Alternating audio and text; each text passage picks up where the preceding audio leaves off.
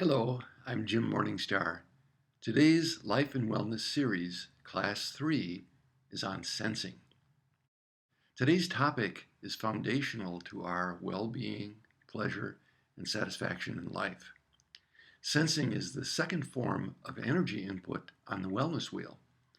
As the wellness inventory states, it's through the senses, seeing, touching, smelling, hearing, and tasting, that we come to know and enjoy the world. Our abilities to work, to feel pleasure, to communicate with others, and to impact the world are directly related to our abilities to appreciate and use our sensory input efficiently and creatively. Everywhere there's evidence that many of us have lost our senses. You probably know people who sunburn their skin, allow it to blister and peel, and then go back for more in an attempt to look healthy or sexy in their summer clothes. The noise of dishwashers, air conditioners, power tools, trucks, and loud music surrounds us, frequently leaving us irritable, angry, listless, or unable to sleep. Loud sounds from machinery and rock music can actually damage our delicate hearing mechanisms and cause headaches and hearing loss. When it comes to tasting, lots of us tax our digestive systems constantly with food that is too hot, beverages that are too cold, ending up with burnt tongues and stomach pains. We move apathetically through an environment filled with chemical pollutants and hope that we're not absorbing too much nuclear radiation from the power plant upwind. The more we abuse our senses with these types of overstimulation, the more we dull ourselves to their subtle warning signals, the body's cries for help, for balance. The other side of this overstimulation is our withdrawal from sensory stimulation. Our fears cause us to freeze up when we're being touched. With depression and boredom, we turn inward and often neglect the necessity for sunlight and fresh air. With grief, we numb ourselves to the outside world as we attempt to cope with loss. Studies with young mammals clearly indicate that early sensory deprivation results in lowered activity, incomplete physical development, and many failures in sexual functioning. Your senses are marvelous instruments that require vigilance to keep them in condition. This section is about becoming skilled in their care and creative use. Sensory information includes light, sound, heat, touch, odor, taste, and movement. Our ability to work, have pleasure, communicate, impact our world is directly related to our sufficient use of sensory energy. Researchers in positive psychology have identified three major components to an authentically happy life: pleasure, engagement, and meaning. The first of these, pleasure, is the most fleeting and poses some interesting challenges. Our culture is highly enamored with pleasure. It seems to be the engine that runs our economy and can prompt us to ruin our health and happiness through habitual overindulgence.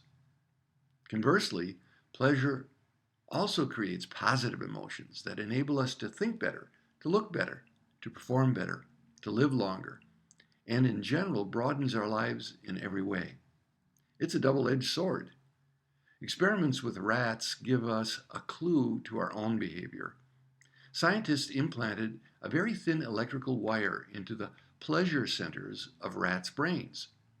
The rats were then given the ability to stimulate their own pleasure centers by pressing a lever.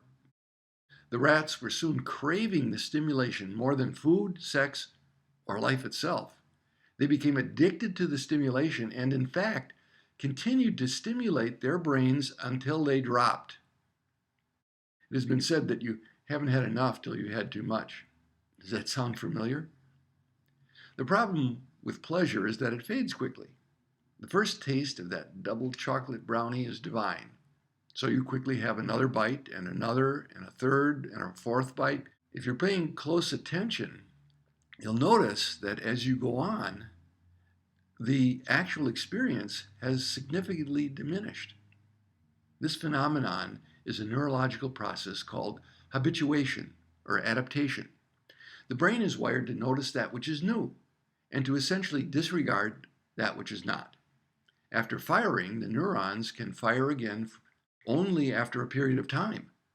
When we overindulge, it's our attachment to the initial intensity of that first experience that sets us up for craving and prompts us to recapture that first delicious bite.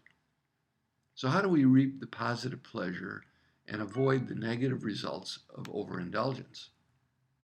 There are some simple solutions to the pleasure challenge. If we learn how to pay close attention to our pleasure and use simple means for extending the experience without overindulging, the equivalent to the rats pressing the lever until they dropped, we can amplify the positive experiences and their benefits that bring pleasure. First of all, extend the time periods between your pleasures to heighten the experience and lessen the habituation to it. Prepare for your experience. Allow yourself to anticipate the event and do what you can to maximize it. If your pleasure is a hot bath, make sure the phone is turned off and there won't be any interruptions. Make it a ritual, light some candles. Set it up to maximize your enjoyment. Approach your pleasure mindfully. Pay close attention to the entire process. Note all of your sensations and thoughts with an open awareness. Take mental snapshots of your pleasure so you can recall it later and savor it. It's the equivalent of taking home a souvenir when you are on a vacation. It will help your brain to recall the experience in vivid detail. Afterwards, savor the experience. Share it with a friend.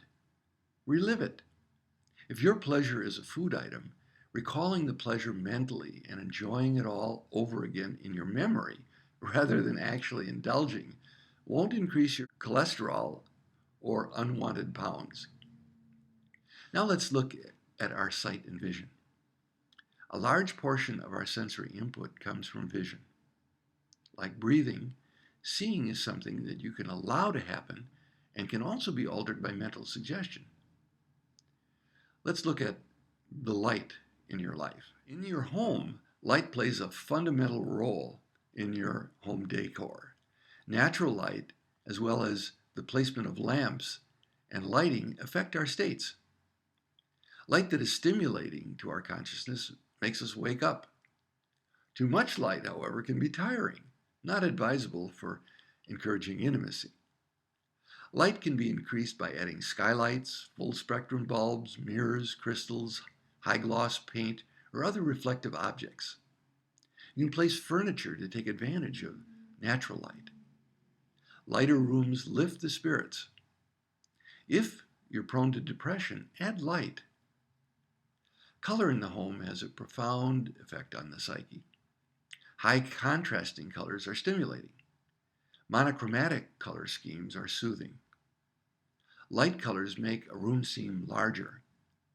Darker colors draw energy to the center of the room and make it seem smaller.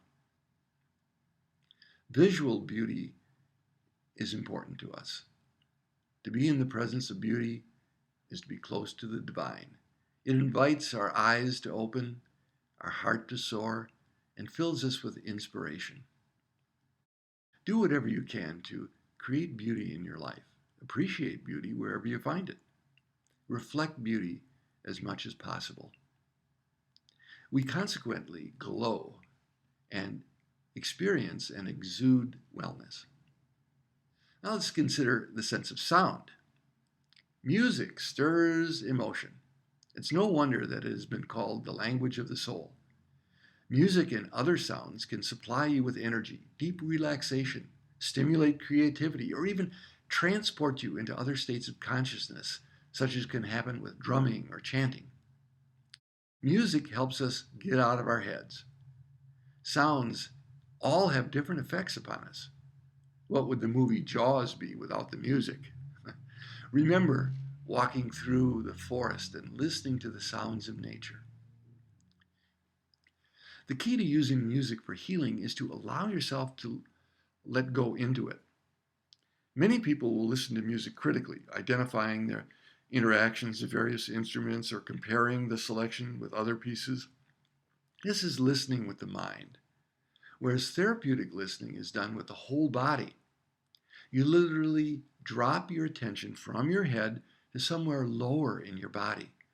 You imagine that your heart is listening. You allow your abdomen to be filled with the music. You let the music come in through your hands and feet. You breathe it. You keep letting go into the music as if the sounds were waves or clouds carrying you away or supporting you. Depending on the type of music you choose, this method of listening can be either deeply relaxing or highly energizing. Listening with this degree of openness will alter the frequency of your brain waves, your rate of respiration, and your blood pressure.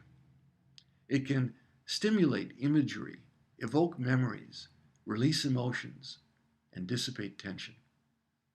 In your home, create sound barriers in order to filter out noise pollution.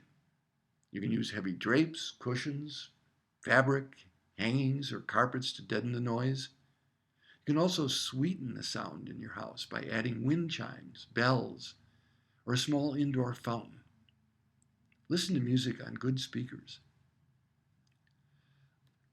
Hear the energy body of your home. It's kind of an intuitive sense. What kind of impressions do you receive? You can increase the spaciousness of your home to honor the harmony of sounds that keep you balanced. Then we have the sense of touch.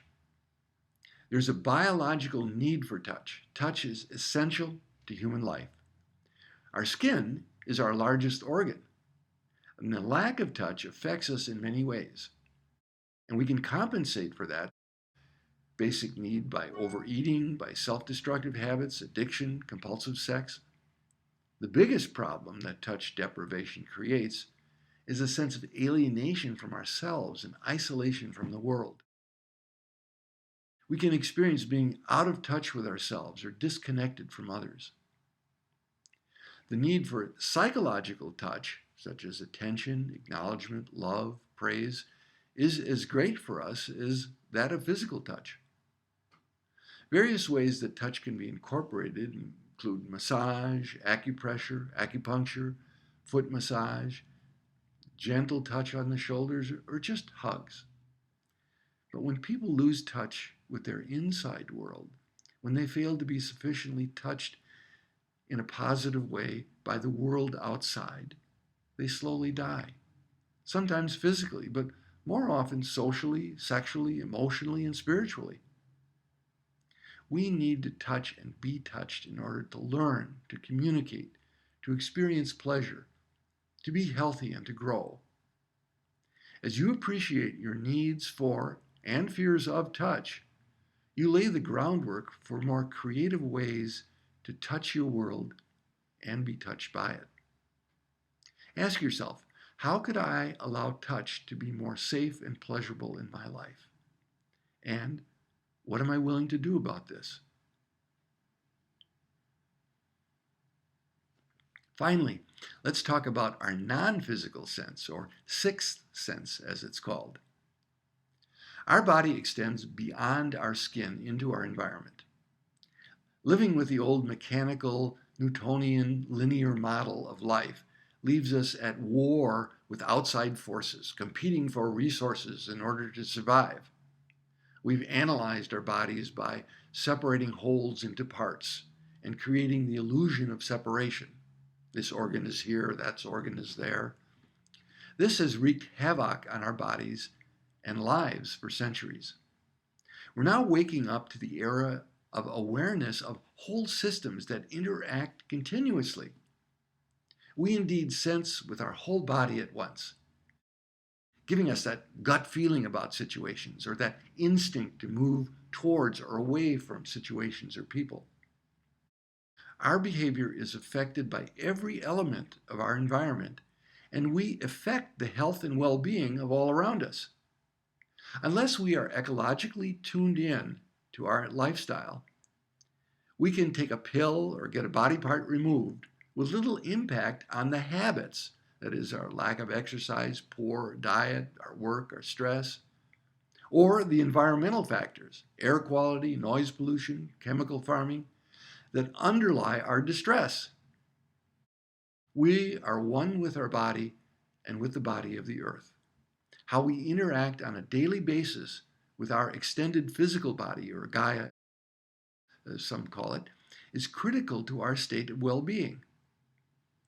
Safety in our bodies and in our world leads to a sense of mutual recognition or acknowledgement. To feel that we are seen and heard and recognized by another is one of the most important healing forms of sensory energy. The ability to experience and express love is directly related to how connected we feel with those around us. Try this experiment right now. Say to yourself and take the body posture of, I'm not safe here. Notice how you're breathing, if you're breathing at all. Okay, now let that go and say to yourself and take the body posture of, I am safe here.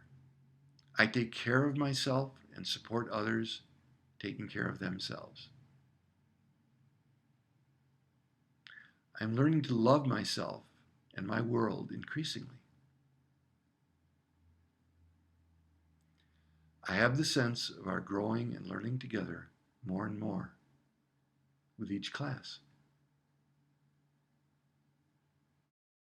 Notice how you're breathing now and how this feels in your body.